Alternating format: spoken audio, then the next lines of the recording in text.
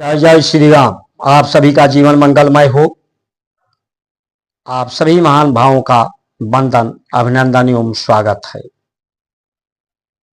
आज की जो परिस्थितियां हैं, मनुष्य ना विज्ञान सम्मत उसका जीवन है, ना संविधान सम्मत है, ना संस्कार संस्कृति सम्मत जीवन है।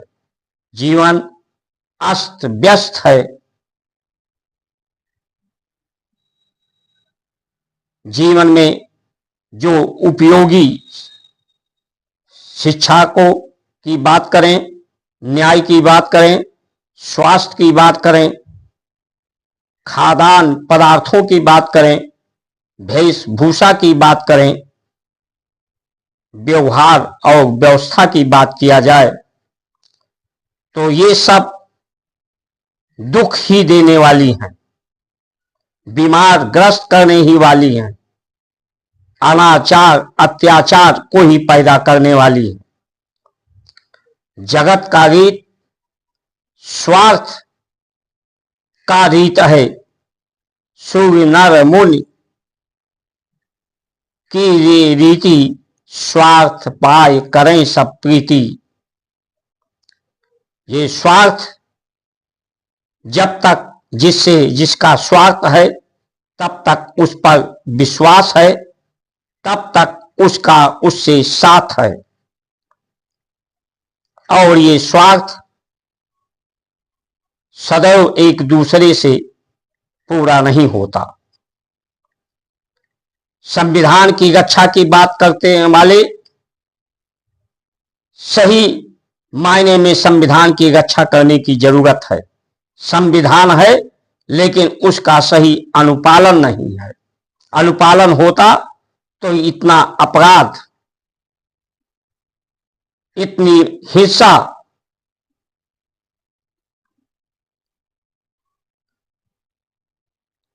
इतना मुकदमों का भार न्यायालयों पर, सामंतवाद साम्राज्यवाद न बढ़ता, पूंजीवाद न बढ़ती, समाजवाद बढ़ता। जब संविधान धर्मनिरपेक्ष है, आज की समय की जो अवस्था और व्यवस्था है वो धर्मनिरपेक्ष की ही है। धर्म का तो सिर्फ प्रदर्शन है, आडंबर है। जब धर्मनिरपेक्ष है तो जब धर्म नहीं है तो पंथ, मजहब, जात, मंदिर, मस्जिद, गुरुद्वारे, चर्च की बात करना, इसकी व्यवस्था की बात करना, इसको आधार बना करके बांटने की बात करना,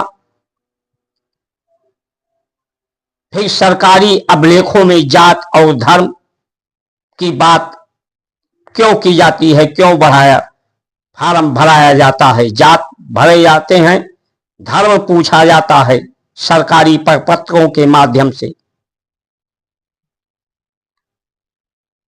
अगर धर्म नहीं तो जाति नहीं, तो फिर वार्षिक एक्ट, पर्सनल लॉ बोर्ड, वक्फ बोर्ड, अल्पसंख्यक आयोग, मदरसों की आवश्यकता क्या है? क्यों उसे पोषण किया जा रहा है? और सिर्फ उसे ही पोषण किया जा रहा है जो बहुसंख्यक हैं। उनके बारे में सुप्रीम कोर्ट क्यों नहीं पूछता कि उनके धर्म की पढ़ाई के लिए क्या व्यवस्था है? क्रिश्चियन के धर्म की पढ़ाई की व्यवस्था तो है, उसका संरक्षण न्यायालय करता है। मुसलमान धर्म की पढ़ाई और वो पढ़ाई जो दूसरे धर्म वाले को नापाक समझते हैं, काफिर समझते हैं, ऐसी पढ़ाई देने की पोषित करता है।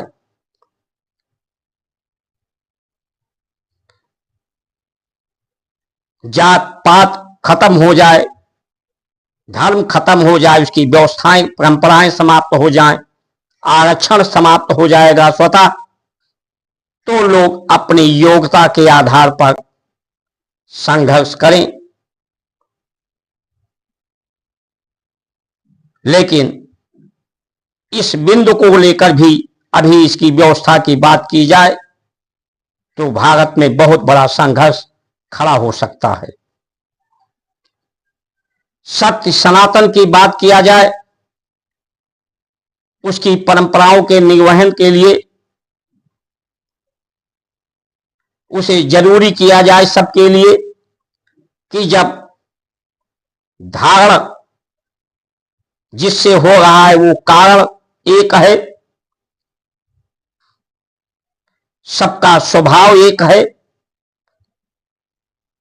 जीवन की अवस्थाएं, जीवन की व्यवस्थाएं, तत्वों के गुण अवस्थाएं एक हैं, तो सब एक ही हैं। और एकाग्रता, समग्रता की बात करें, स्वार्थ को छोड़ करके, अहंकार को छोड़ करके, अपने को ही अहम न समझकर दूसरे को भी महत्व दें,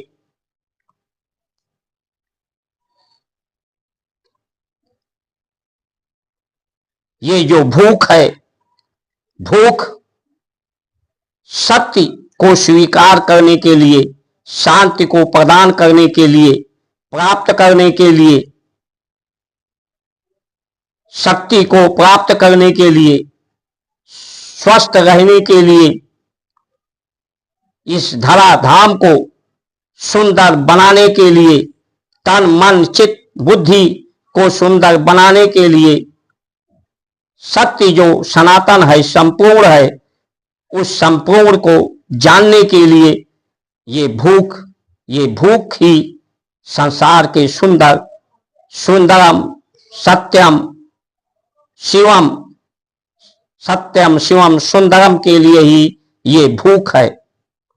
इस भूख को शांति ही इसका स्वभाव है।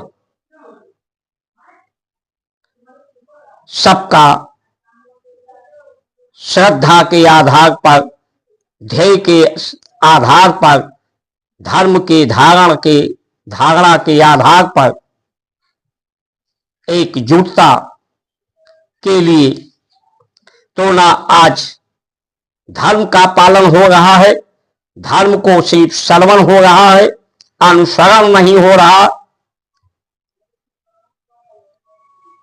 अनुशासन नहीं धर्म के अनुसार हो रहा, अनुपालन नहीं हो रहा है, अनुकरण नहीं हो रहा है।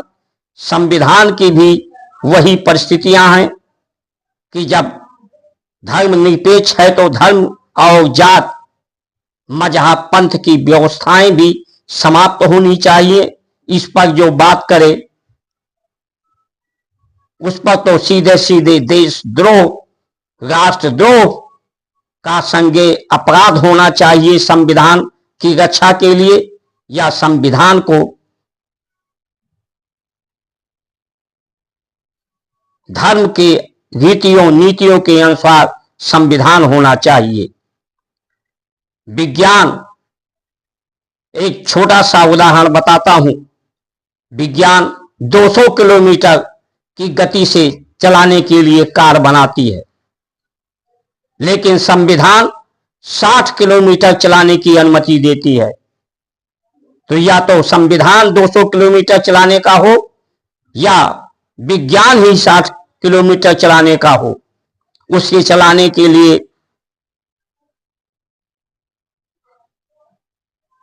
प्रशिक्षण की आवश्यकता है और उसके लिए परमिशन यानी लाइसेंस की आवश्यकता है, लेकिन उसके लिए ड्राइविंग लाइसेंस तो आरटीओ देता है, लेकिन उसकी विद्यालय, उसकी शिक्षण की व्यवस्था नहीं है।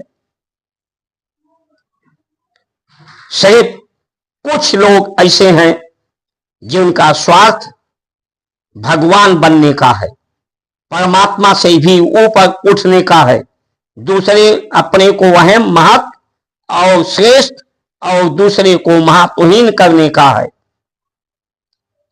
उनका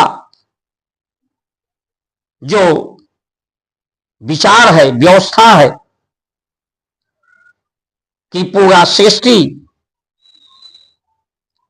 के लिए हम सर्वमान्य हो, हमें सर्वोच्च हैं।